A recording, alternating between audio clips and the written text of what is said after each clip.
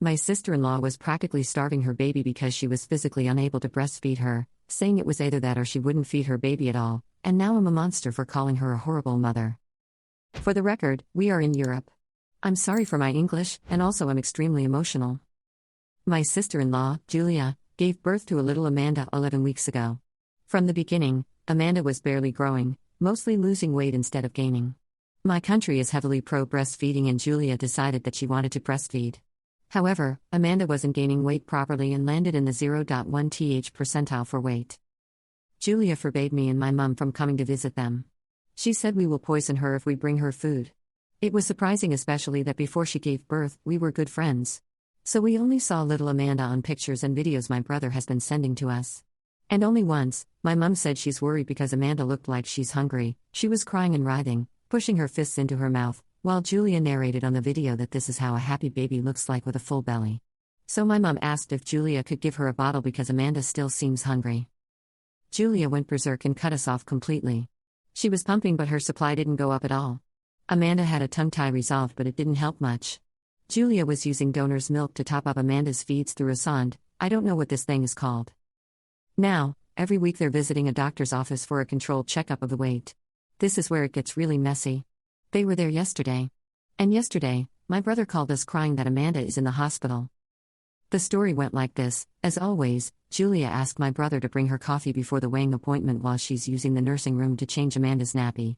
As always, he did. Except this time, a nurse went in the middle of it to ask Julia about some paperwork. And the nurse saw that Julia was feeding Amanda from a bottle right before the checkup. The bottle was 150 cc of milk and it was already half down. The nurse said that Julia was supposed to wait with feeding until after the checkup, and then my brother came in. He got very mad. He said that Julia refused giving Amanda the bottles, so WTF was going on. Then he took the bottle, and at the same time Amanda vomited with a very, very thick milk. Nurse went crazy and checked the bottle and it was filled with milk mixed with rice cereal. The doctor who's been called to see it immediately ordered moving Amanda to the hospital for an emergency checkup, especially after seeing Julia, who went berserk and started throwing stuff around and yelling at everyone that she will be feeding her baby however and whenever she wants. We went to the hospital to see my brother. Amanda already had her blood tests done and they showed some problems with kidneys, liver and vitamins level and iron. The doctors said she has been starving for a long time and why nobody from our family reacted. We told them the story about Julia claiming that we will poison her. So the doctors immediately took Julia for a psych evaluation for PPD, but turns out she was faking it. She admitted to the doctor she was super scared that somebody might take the baby from her, that her friend told her that if she fakes PPD, we will leave her alone and she will have peace of mind during her breastfeeding. The doctors then told her that what she did was not okay and that she was regularly stuffing the baby with milk and cereal before the weight checkup so as to pretend that Amanda grew. And that she should just give Amanda bottles with formula because this is about the little girl's life and survival as she's now failure to thrive and her life and health are in danger. Julia got very mad.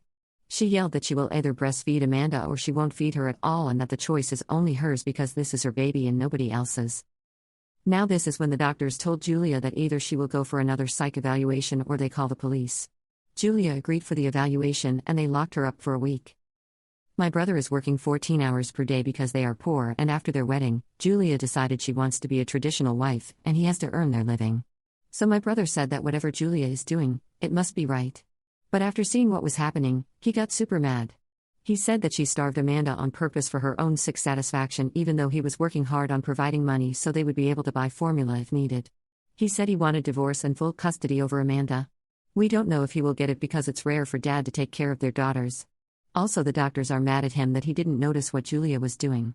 Before Julia went to the ward, I got angry and told her that she made monsters out of us and that we were just worried about her and Amanda. And that boss whole situation was always only about Julia and her breastfeeding journey and not about Amanda's life.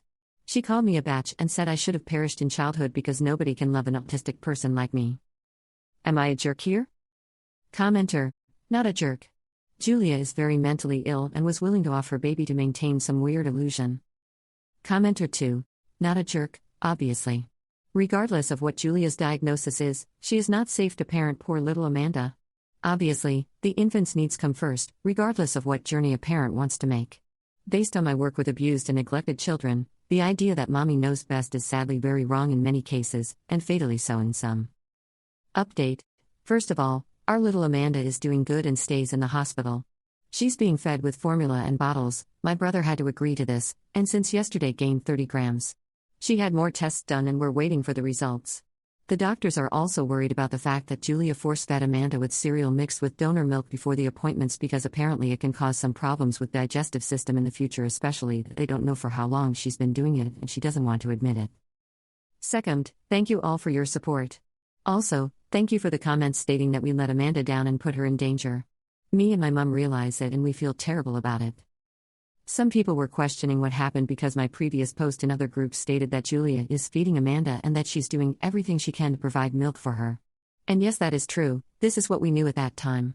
We didn't know Julia decided that it's either breast milk or nothing at all. She only said this in front of the doctors. My brother took vacation at work and most of his time he stays with Amanda, but he will be moving in with us. All this time he's been working and later doing overtime under the hand, and he feels exhausted but says he had no other choice. He promised he will do everything he can to be a good father. We don't have any information about Julia, but no matter what, we worry about her. She's our family as well. She doesn't have her own family. She said before the wedding that she and the rest of her family had a fight and they cut her off, so she is alone in this world, and we felt very sorry for her. We managed to get in touch with one of Julia's friends, Linda, who was donating milk to her. Linda was terrified with the story and admitted she was the one who told Julia to pretend that she's afraid of us poisoning her. All of it because Linda's mill was demanding to visit them after the birth, so she used this excuse for people to leave her alone. And apparently Julia said to Linda before giving birth that Amanda is only hers and only she has the right to hold her, and Michael, my brother, if really needed. And I don't understand this because my mum never asked to hold Amanda. In the hospital, 2 days ago, it was the first time we saw Amanda in real life. Linda also told us that she introduced Julia to the Milk League, and there she found out all the bad things about formula and bottle feeding. Also, it turns out she never wanted to vaccinate Amanda, but my brother forced her to.